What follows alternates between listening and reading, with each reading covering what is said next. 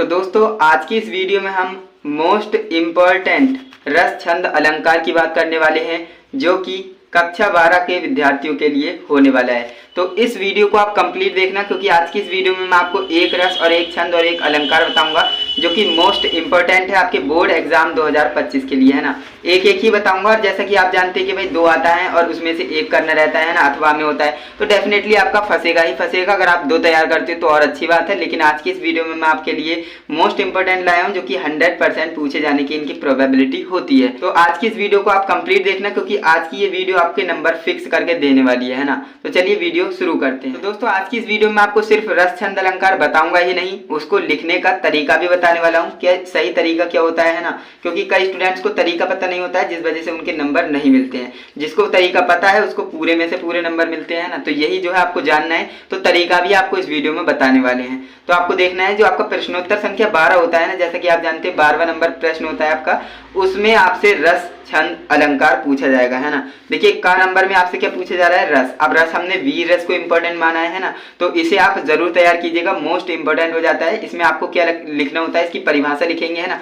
परिभाषा और उदाहरण दोनों आते हैं, लक्षण और उदाहरण दोनों आते हैं। तो आपको करना क्या है, अच्छे से तैयार करना है। मैंने जिस तरह से लिखा है, आप चाहें तो स्क्रीनशॉट भी ले सकते हैं, क्योंकि मोस्ट इंपॉर्टेंट होने वाला है। अब देखिए इसमें आपको लिखना क्या है, वीर रस हेडिंग डालेंगे, है ना, एंड इसके बाद नीचे अंडरलाइन कर देंगे ब्लैक पेन से। ये सबसे सही तरीका होता है। जिसके बाद एक लाइन छोड़कर आपको लिखना है, जब उत्साह नामक स्थायी भाव, वे भाव, अनुभाव और वे वचारी भाव आदि के द्वारा पुष्ट होता है, यानी पुष्टि होती है, तब वीर रस की निष्पत्ति होती है। ये हमारा जो है सबसे सही तरीका है और सही परिभाषा है ना। इस तरह से आप लिखेंगे, है ना। ये हमारी परिभाषा होगी। अब बात करते हैं उदाहरण की, क्योंकि उदाहरण भी हमें लिखना पड़ेगा। उदाहरण सबसे अच्छा वाला आपके लिए लाया हूँ। देखिए आपको करना क्या है, ये वाला याद कर लेना है।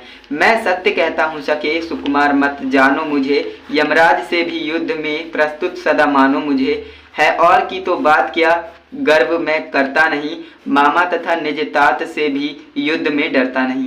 इस तरह से आप लिखेंगे ना, तो आपको पूरे में से पूरे नंबर मिलने वाले हैं डेफिनेटली, क्योंकि ये सबसे सही तरीका है। देखिए आपने जो है प्रश्नोत्तर संख्या 12 का क वीर रस इस तरह से लिखा, और वीर रस की परिभाषा लिखी, प्लस उदाहरण भी आपने सही से लिखा है, तो आपको पूरे नंबर तो मिलने ही मिलने हैं। तो फ्रेंड्स आगे हमारा जो खा नंबर होता है ना, जैसे कि आप जानते हैं प्रश्नोत्तर जो संख्या आपका 12 होता है, उसमें का में आपसे रस, खा में आपसे अलंकार पूछा जाएगा, है ना, और गा में आपसे छंद पूछा जाएगा। तो देखिए खा वाले की बात करते हैं, तो इसमें उपमा अलंकार को हमने 100% पूछे जाने वाला, यानी मोस्ट इंपॉर्टेंट माना है ना।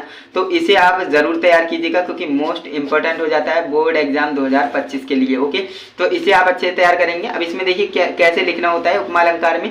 जैसा कि आप जानते हैं, आपको परिभाषा आती है, अच्छी बात है, नहीं आती तो मैं बताता हूँ। देखिए आपको लिखना है, जहाँ किसी व्यक्ति या वस्तु की किसी अन्य व्यक्ति या वस्तु से समान गुणधर्मों के आधार पर तुलना की जाती है, वहां उपमा अलंकार होता है। इस तरह से आप लिखेंगे, है ना।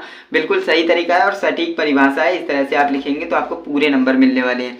एंड इसके बाद नेक्स्ट हमारा है जो कि उदाहरण, है ना। उदाहरण में आपको क्या लिखना है, अगर आपको उदाहरण आता है अच्छी बात है, नहीं आता है तो आप इसे याद कर सकते हैं, सबसे सरल है। देखिए पीपर पात सरिस मन डोला, है ना, सबसे सरल है और आप इसे याद कर लेंगे, ये आपका उदाहरण हो जाएगा, है ना। तो इस तरह से हमने जो है रस और अलंकार, है ना, रस और अलंकार की बात कर ली। अब बात करते हैं छंद की, है ना। छंद भी 100% पूछे जाने वाला टॉपिक है। अब देख लेते हैं छंद कौन सा आपके लिए मोस्ट इंपोर्टेंट होने वाला है ना।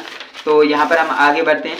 तो देखिए गा नंबर में आपसे क्या पूछा जाएगा, का में आपसे रस, खा में आपसे अलंकार और छा गा में आपसे सोरठा छंद, यानी छंद पूछा जाएगा। तो हमने जो है सोरठा छंद को मोस्ट इंपॉर्टेंट माना है ना। तो इसे आप अच्छे से तैयार करेंगे, मोस्ट इंपॉर्टेंट हो जाता है सोरठा छंद, 100% पूछे जाने वाला टॉपिक है ना। अब इसकी आपको परिभाषा कैसे लिखनी है और उदाहरण कैसे लिखना है वो आपको बता देते हैं। देखिए आपको इसकी परिभाषा कैसे लिखनी है, यह दोहे का उल्टा होता है। जैसा कि आप जानते हैं, ये दोहे का बिल्कुल अपोजिट होता है, उल्टा होता है। यह एक अर्ध सम्मात्रिक छंद है। इसमें 4 चरण होते हैं। पहले और तीसरे चरण में 11-11 मात्राएं तथा दूसरे और चौथे चरण में 13-13 मात्राएं होती है। इस तरह से आप लिखेंगे। ये तो हो गई आपकी परिभाषा। अब बात करते हैं कि उदाहरण में आपको क्या लिखना है। तो देखिए उदाहरण भी आपको लिख देना है। अगर आपको आता है अच्छी बात है, नहीं आता है तो आप इसे याद कर सकते हैं। मोस्ट इंपॉर्टेंट, काफी इजी है ना, इसे आप याद कर सकते हैं। इसमें देखिए क्या लिखा है, जे ही सुमिरत सिद्धि होई, गणनायक करेवर बदन, करहु अनुग्रह सोई, बुद्ध राशि शुभ गुण सदन।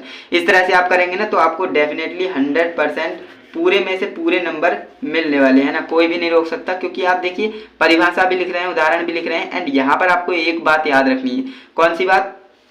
जो आपका छंद है ना, छंद में आपको मात्राएं जरूर लगानी है। देखिए यहाँ पर मैंने मात्राएं लगाई हैं, और मात्राएं लगाना आपके लिए जरूरी है कि लघु है कि दीर्घ है ना, इस तरह से आपको मात्राएं लगानी है। मात्राएं लगाने का मतलब ये है कि आप छंद लिख रहे हो और आपको छंद की जानकारी भी है ना, तो टीचर यहाँ पर जो है, एग्जामिनर जो होता है वो खुश होकर आपको पूरे में से पूरे नंबर देगा अगर आपने मात्राएं भी लगाई होंगी। कई स्टूडेंट जो है मात्राएं लगाना भूल जाते हैं, लेकिन मात्राएं लगा देंगे तो काफी बेटर है ना। नहीं लगाएंगे फिर भी आपको नंबर मिलते हैं, बट लगा देंगे तो काफी बेटर है ना।